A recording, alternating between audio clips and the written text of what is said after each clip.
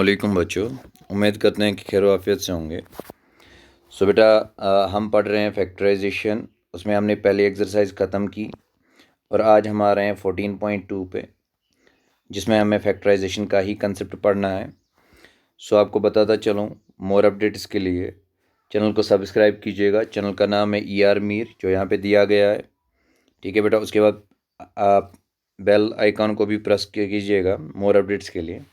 चलो टाइम ज़ाया करने के बगैर स्टार्ट करते हैं एक्सरसाइज 14.2। तो बेटा हमें बताता है कि फैक्टराइज द फॉलोइंग एक्सप्रेशंस। जो आपको नीचे ये एक्सप्रेशंस दी गई हैं, इनको क्या करना है बेटा? इनको करना है फैक्टराइज। क्या करना है बेटा? फैक्टराइज। का मतलब इनके फैक्टर्स निकालने हैं। कितने पार्ट है बेटा? 8 पार्ट है। तो पहला पार्ट देख लीजिए, A² + 8A + 16। इसको आप क्या करना है, यहाँ पे आपको मैक्सिमम आपको बताता चलूँ, सिर्फ आइडेंटिटीज़ याद रखनी है। तो आइडेंटिटीज़ का कंसेप्ट जो है, आइडेंटिटीज़ कंसेप्ट के बाद ही आपको ये फैक्टराइज कर सकते हैं बाय यूजिंग आइडेंटिटीज़। जैसे हमारे पास है A+B², हमारे पास है A-B², हमें है A+B × A-B। ठीक है बेटा, इस तरीके से आपको फार्मूला याद रखनी है, हम फैक्टराइज कर सकते हैं। चलो देखते हैं फर्स्ट पार्ट हमारा है,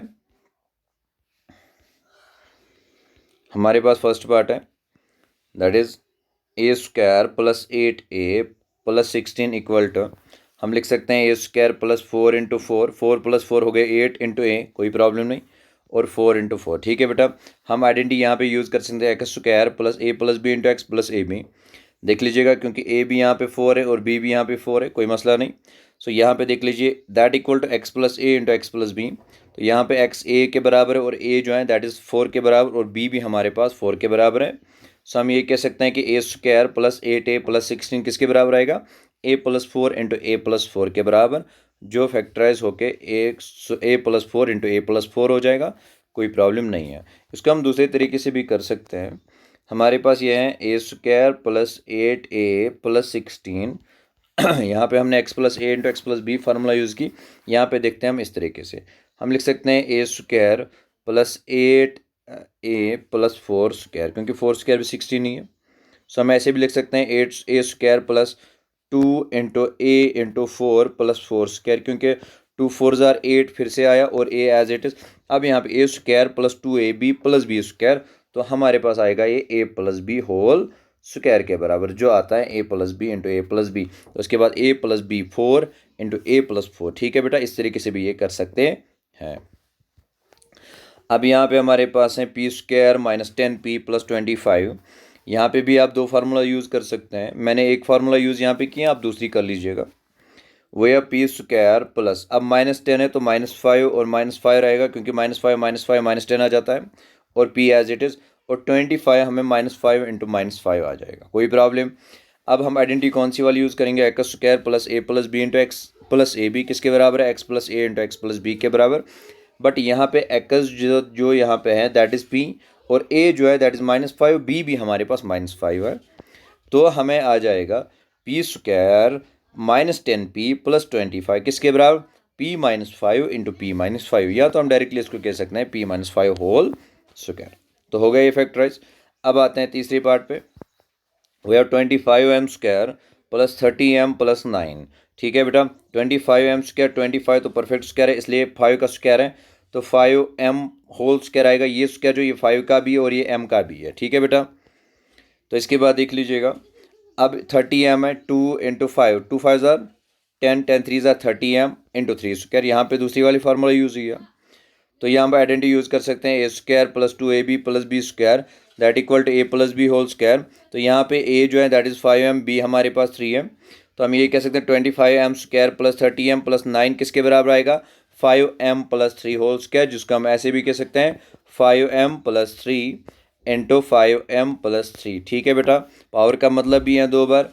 इसके बाद पार्ट नंबर 4 पे आते हैं, तो यहाँ पे ध्यान दीजिएगा, वो है 49y² + 84yz + 36z²। अब 49 जो है ये परफेक्ट स्क्वायर 7 का है, तो 7y² + 84 का ले लेंगे 2 × 7y, 2 7 ज़ार 14, 14 6 ज़ार 84।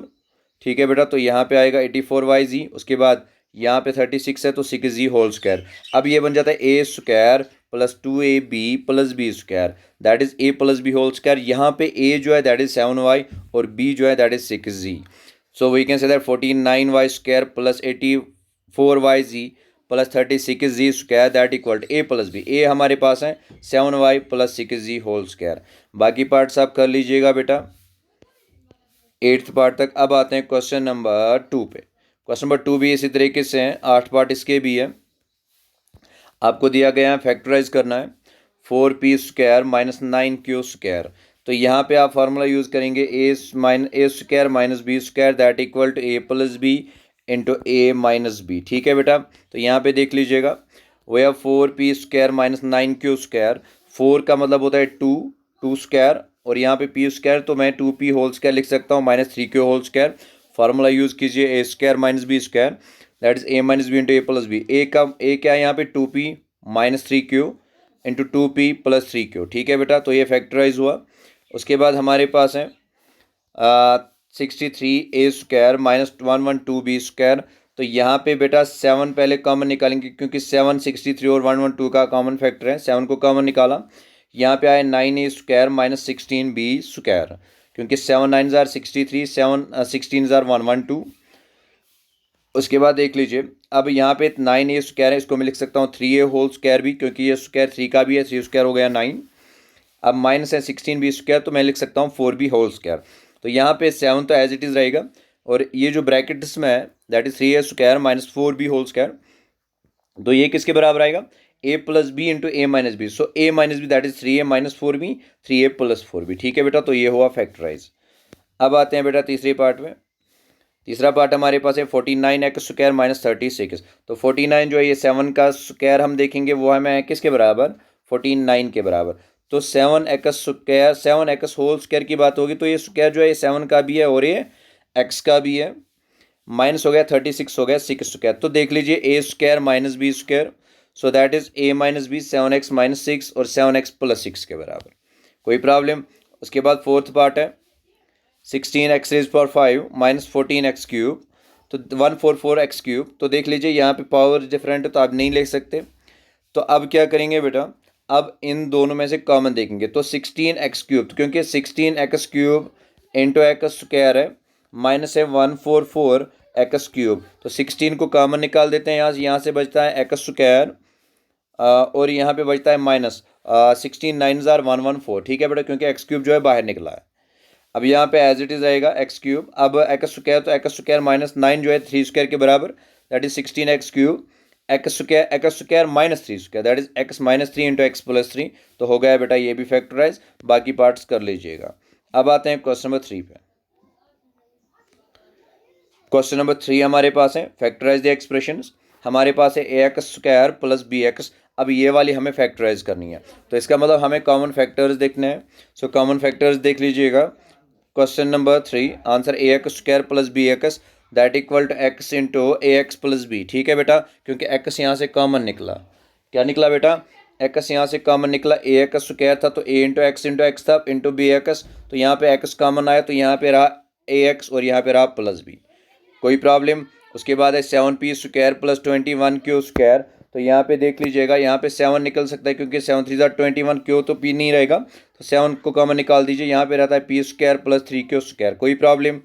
सो तीसरा पार्ट देख लीजिए 2x cube plus 2xy square plus 2xz square. तो यहाँ से 2x को कॉमन निकाल दीजिए। यहाँ पे रहता है बेटा x स्क्वायर। ठीक है बेटा, तो यहाँ पे रहेगा y स्क्वायर और यहाँ पे रहेगा z स्क्वायर। तो ये रहा क्या बेटा, ये इसी तरीके से हो जाएगा। बाकी पार्ट्स आप देख लीजिएगा बेटा। और उसके बाद क्वेश्चन नंबर 4 पे आते हैं। क्वेश्चन नंबर 4 हमें बताता है फैक्टराइज कीजिए A raise power 4 minus B raise power 4।